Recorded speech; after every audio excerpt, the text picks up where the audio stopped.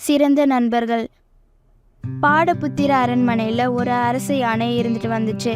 அந்த நாட்டுடைய அரசரும் அரசவையை சார்ந்தவர்களும் அந்த யானையை நாட்டுடைய உயர்ந்த சின்னமாகவே நினச்சிக்கிட்டு வந்தாங்க. அவங்க அந்த யானையை ரொம்பவே அக்கறையோடமும் பாசத்தோடமும் வளர்த்துட்டு வந்தாங்க.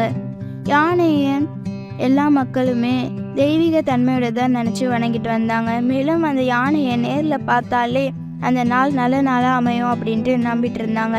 ஒரு முறை என்னாச்சு அப்படின்னா, ஒரு தெருநாய்க்குட்டி அந்த யானையுடைய கூடாரத்தில் உள்ள பதுங்கி வாழலாம் அப்படின்ட்டு போயிடுச்சு. அந்த யானையை அந்த நாய்க்குட்டியை ரொம்பவே வஞ்சையோடு நடத்திக்கிட்டு வந்துச்சு. தனக்கு அளிக்கப்படுற எல்லா அரச உணவையும் நாய்க்குட்டிக்கும் கொடுத்து பகிர்ந்து சாப்பிட்டுக்கிட்டு வந்துச்சு. அதோட விளையாடியும் நிறைய நேரத்தை செலவழிச்சுக்கிட்டு வந்துச்சு. அப்போதுல இருந்து நாய்க்குட்டியும் அரச யானையும் கூடாரத்துக்கு நுழைஞ்சு தினமும் விளையாடுறத வழக்கமாகவே வச்சுட்டு இருந்தாங்க. அரச யானையும் நாய்க்குட்டியும் இதே மாதிரி கொஞ்ச நாட்களில் நெருங்கிய நண்பர்களாக மாறிட்டாங்க.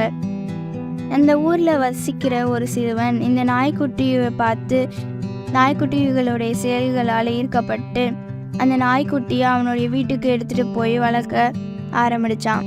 அதோட விளையாடவும் தொடங்கிட்டான்.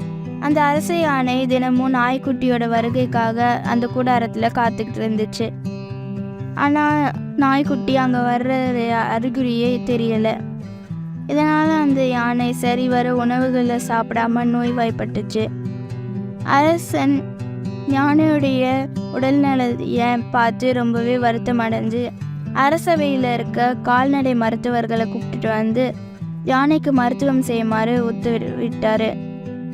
அரசருடைய ஆணைக்கு ஏற்று கால்நடை மருத்துவர்கள் நிறைய மருந்துகளை யானைக்கு கொடுத்து பார்த்தாங்க. ஆனாலும் யானையுடைய உடல்நிலையில எந்த முன்னேற்றமும் தெரியல. மேலும் யானை உணவுகள் சாப்பிட்றதுல முற்றிலுமாக தவிர்த்துட்டே வந்துச்சு. எப்போதும் சுறுசுறுப்பாக இல்லாமல் கவலையுடனே இருந்துட்டு வந்துச்சு. அரசரும் ரொம்பவே கவலையானார். அவருடைய அரசவையில் இருக்க புத்திசாலியான மந்திரிகள்கிட்ட யானையுடைய உடல்நலத்தை பற்றி விவாதிச்சார். மந்திரிமார்களும் அந்த அரச யானை மேலே அக்கறையுடையவர்கள்ட்ட போயிட்டு தீவிரமாக விசாரிச்சுட்டு வந்தார். அப்படி விசாரிச்சுக்கிட்டு இருக்கும்போது தான் நாய்க்குட்டியை பற்றி அது யானையுடைய கூடாரத்தில் நுழைஞ்சு யானையுடன் விளையாடி நேரத்தை செலவழிச்சதை பற்றியும் அவங்களுக்கு தெரிய வந்துச்சு. இப்போது யானையுடைய கவலையை பற்றியும் உடல் நலம் குறைவிற்கான சரியான காரணத்தையும் மந்திரியா தெரிஞ்சுக்கிட்டாரு.